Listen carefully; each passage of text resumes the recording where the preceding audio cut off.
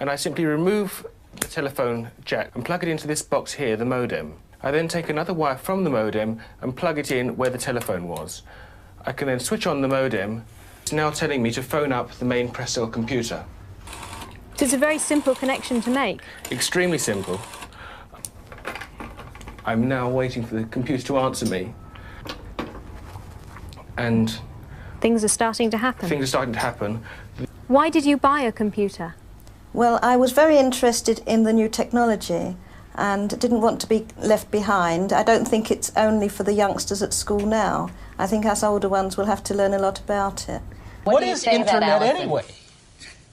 Internet is that massive computer network, the one that's becoming really big now. What do you mean? That's big? How does one? What do you write to it like mail? No, a lot of people use it and communicate. I guess they can communicate with NBC writers and producers. Allison, can you explain what Internet is? The world is in financial disarray. Currencies failing, economies in wild flux, jobs being lost. But what if you could build an entirely new economy, one specifically designed for the digital realm? Well, that is the dream behind Bitcoin. Bitcoin, for those of you who don't know, is an electronic online currency that was created in 2009. It was made by someone who did it under the pseudonym Satoshi Nakamoto. Like any economy, you don't want too much too fast because then the value of your currency drops, or so slow that your economy grounds to a halt. It's designed to be a self-stabilising economy. Whether it actually is that way though, well, that is a little bit more complicated. Because some people have said, hey, Bitcoin is the answer to those problems. Are you a believer? Well, Bitcoin is exciting because it shows how cheap it can be. Bitcoin is better than currency in that you don't have to be physically in the same place.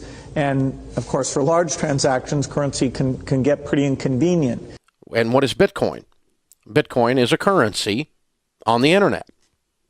I sent 100 euros worth of Bitcoin from here in Tokyo directly to you guys through this camera, through the network, through the TV, right into your home. If I had tried to do that, send you the money with a traditional bank, it would have taken several days and probably cost 30 euros. I just did it right now with Bitcoin instantly, basically for free, and didn't have to ask anybody for permission. I didn't need a bank, I didn't need a government, I didn't need anybody. I just needed myself and you and our smartphones to do it.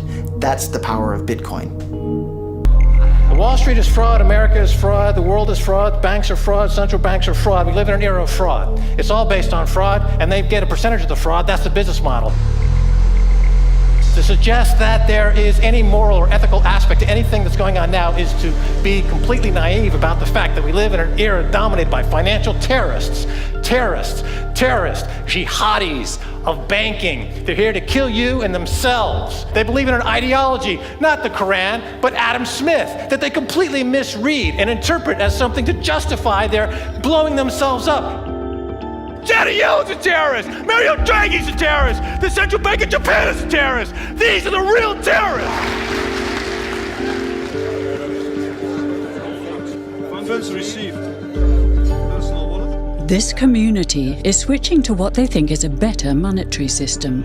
A system in which banks are no longer needed because payments could be made directly from one person to another. Bitcoin is fundamentally different because in Bitcoin, you don't owe anyone anything and no one owes you anything. It is not a system based on that. It is a system based on ownership.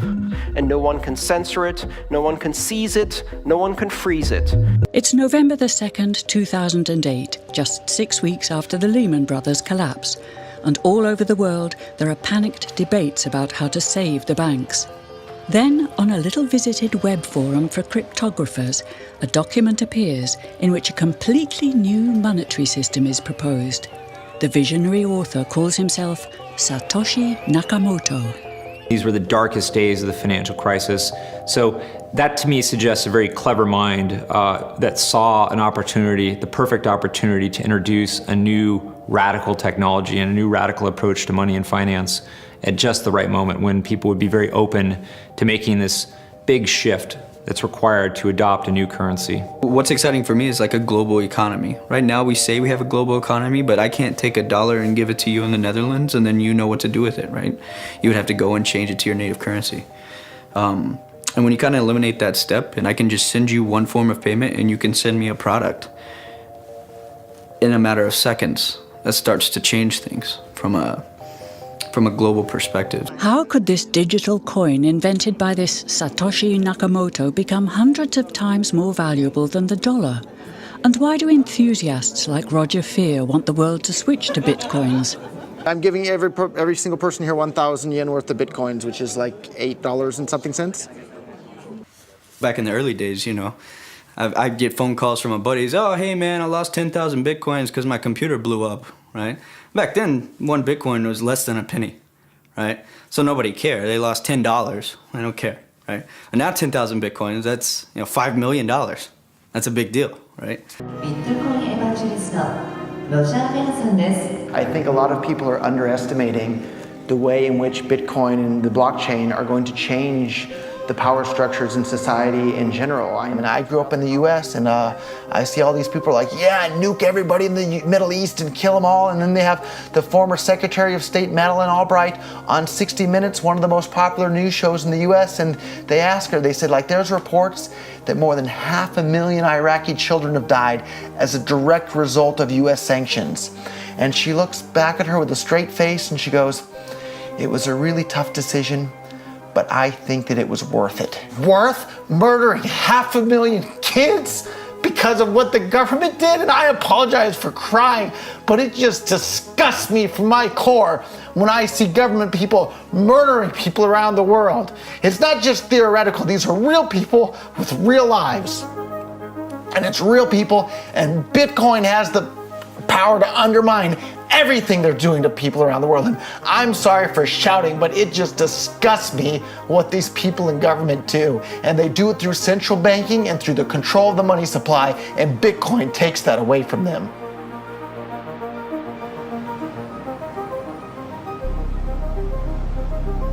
You can buy Bitcoin at the Shell station.